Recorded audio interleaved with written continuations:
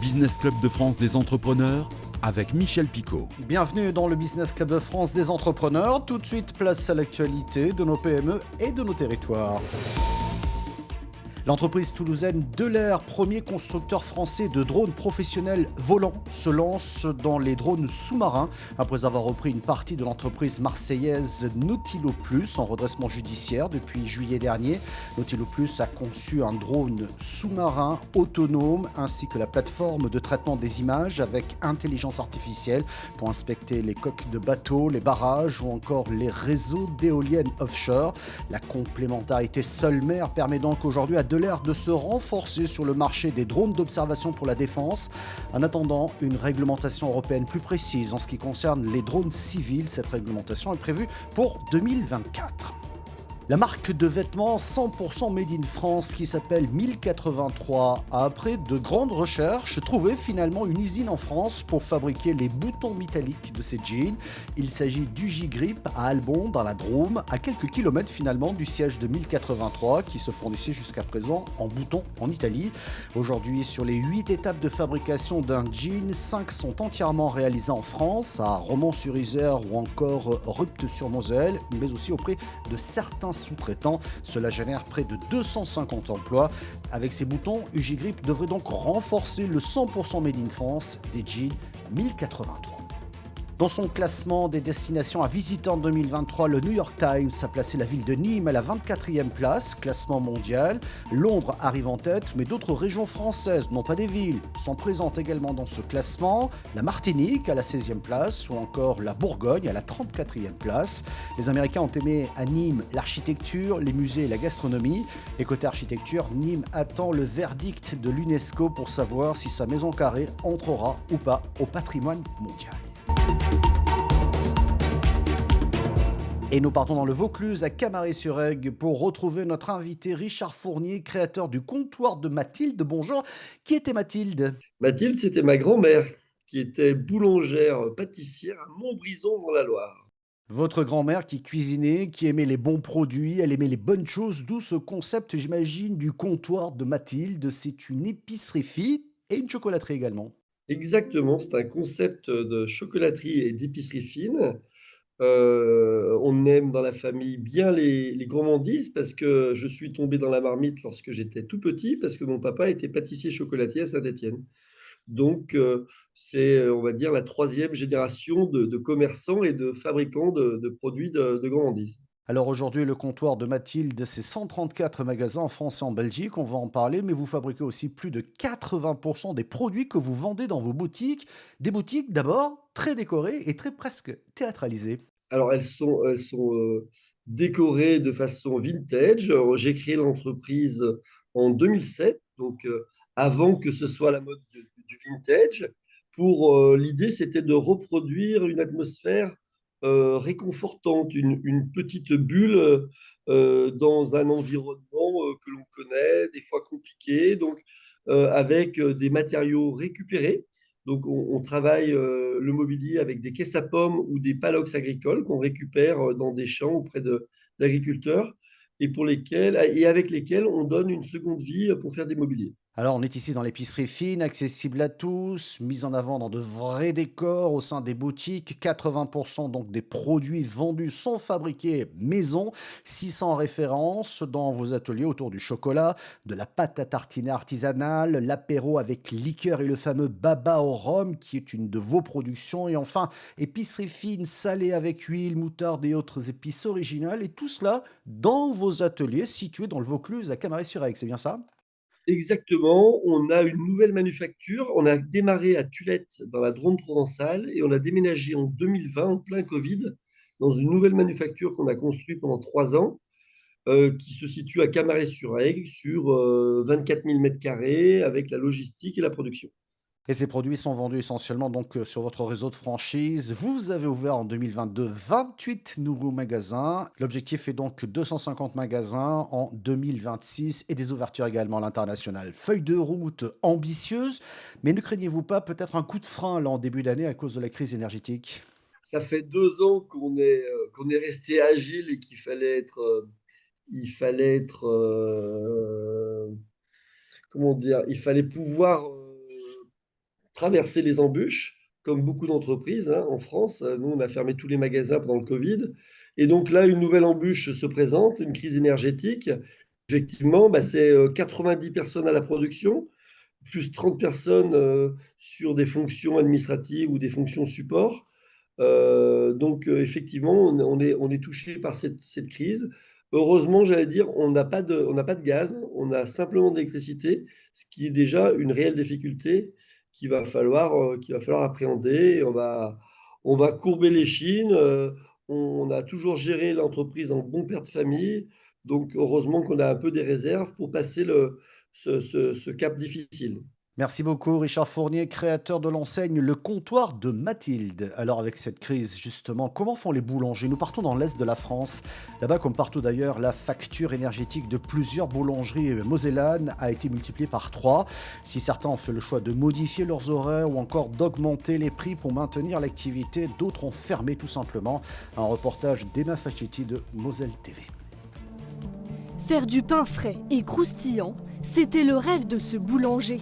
Donc nous, on a environ 600 baguettes par jour. Après des années de travail, il a ouvert sa propre boulangerie en août dernier à Osny. Moi, c'était un rêve que j'avais depuis petit. Quand j'ai eu les prix, après, j'avais tout de suite déchanté, mais après, voilà, on a fait avec et puis on s'en sort bien quand même encore aujourd'hui. J'arrive à payer tout le monde, mais bon, c'est vrai qu'on serre un peu la ceinture. Si la facture de l'ancien propriétaire atteignait les 1 200 €, celle de l'artisan grimpe à 4 000 €. Voilà, là, c'est mon four qui consomme le plus. On est sur du 30 kVA. Il est 100% électrique, alors c'est pour ça que j'ai arrêté de cuire l'après-midi. Pour diminuer cette facture, j'ai réussi à économiser du coup quand même 500 €, c'est pas négligeable. Pour faire quelques économies supplémentaires, le prix de la baguette a augmenté de 5 centimes. Même constat dans cette boulangerie de Montigny-lès-Metz. La tradition est passée d'1,10 € à 1,15 €. Une hausse devenue inévitable face à la flambée du prix des matières premières et de l'énergie. On constate quand même une forte hausse sur le tarif de jour de l'ordre de x10, 775 € le mégawattheure. Pour nous, c'est même plus rentable d'allumer le four et de cuire du pain. Alors pour survivre, ce boulanger a modifié ses habitudes pour la nouvelle année. On va d'abord sortir les petits pains de en haut. 5 heures passées et le four tourne à plein régime depuis 2 heures. Avant, on commençait à cuire à 6 h du matin. Et actuellement, on a reculé, on démarre à 3 h du matin pour bénéficier du tarif de nuit et avoir fini toutes nos cuissons pour 7 heures. Le tarif de nuit, il est 2 fois moins cher que la journée. C'est quand même malgré tout 5 fois plus qu'avant, mais on subit quand même les majorations d'heures de nuit. Résultat, les 500 baguettes confectionnées chaque jour ne sont plus cuites au fil de la journée, mais toute la nuit, jusqu'à 7 heures du matin. C'est 23 000 watts le gros four. Du jamais vu en 20 ans de carrière. On n'a plus la fraîcheur d'un produit cuit tout au long de la journée. Et on peut difficilement gérer les invendus, parce qu'on est obligé d'essayer de prévoir les quantités et c'est compliqué de savoir ce qu'on va vendre sur la journée. Si pour ce boulanger, l'avenir est encore flou, pour d'autres, tout s'est arrêté brusquement. La seule boulangerie de Bourg-Galtroff, 300 habitants, a fermé ses portes début décembre.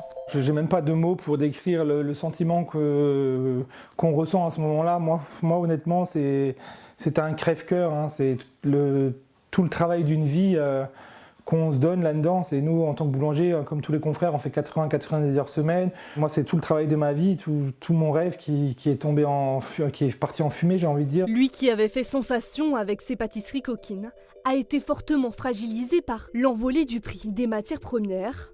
Une situation qui s'est aggravée à la rentrée. Ce qui m'a tué, c'est le 1er septembre, les factures d'énergie, le renouvellement du contrat qui est tombé.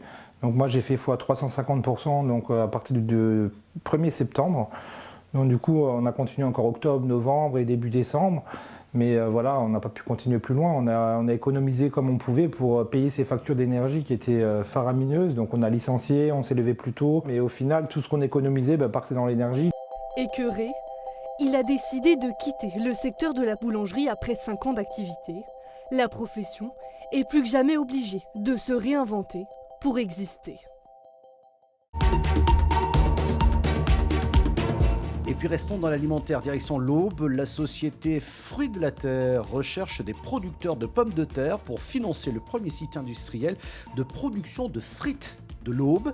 Après les chips auboiselles, place donc aux frites auboises. Un reportage de Canal 32.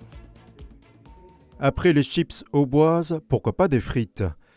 Jusqu'à présent, les pommes de terre auboises sont coupées et surgelées en Belgique au sein d'usines appartenant à des groupes internationaux. Ce marché croît de 2% par an. Thierry Laporte souhaite se démarquer en proposant des frites made in France. En 2018-2019, on avait des interlocuteurs acheteurs qui nous demandaient toujours « oui, vos frites c'est bien, quel prix ?» Aujourd'hui, vu ce qui s'est passé depuis 3 ans, le discours est différent. Les gens se reconsacrent plus sur de la production française. Et on serait éventuellement la première usine dirigée que par des Français. Donc c'est français au beau. Thierry Laporte a déjà obtenu le permis de construire et les plans pour la première des 2 lignes de production. D'une longueur de 360 mètres, l'usine est sans commune mesure avec celle des chips. Entre 6 et 7 tonnes de frites produits finis à l'heure. On est autrement plus important que Auboiselle Chips, parce qu'aujourd'hui, le Auboiselle Chips, c'est 100 kg de chips à l'heure. Donc il faut qu'on soit au top. Si on joue dans la cour des grands, des industriels, on est obligé de se mettre au niveau, sinon on ne sera pas crédible vis-à-vis des clients. Le coût complet du site s'élève à 60 millions d'euros. Si le gérant bénéficie d'ores et déjà du soutien de 2 grossistes et d'un constructeur, il cherche à compléter le financement à hauteur de 8 millions d'euros auprès des agriculteurs. Qu'ils soient au capital ou pas, on a besoin de tous les producteurs. C'est-à-dire que Fruits de la Terre s'engage à rémunérer 20 € de plus une certaine quantité de tonnes de pommes de terre qui lui permettrait d'amortir son coût d'investissement sur les 5 ans qui viennent. Sur tous les journaux, on voit qu'on est en manque de frites et tous les journaux nous disent qu'on envoie les pommes de terre en Belgique pour nous les ramener en frites. Alors pourquoi ne pas le faire dans l'Aube ? Les ancêtres, c'est ce qu'ils ont fait. Ils nous ont laissé des coopératives, ils nous ont laissé des DESI, ils nous ont laissé des outils, des très beaux outils pour les betteraves. C'est bien des producteurs qui l'ont fait. Aujourd'hui, pourquoi pas le faire ? Thierry Laporte recherche des producteurs dans un rayon de 150 km autour de Torcy-le-Petit. Il espère démarrer la production de frites en 2024. Merci de votre fidélité au Business Club de France des entrepreneurs. L'émission est disponible en replay vidéo sur le site internet de votre télévision. Nous sommes également diffusés à la radio, mais aussi en podcast audio. Merci de votre fidélité et à la semaine prochaine.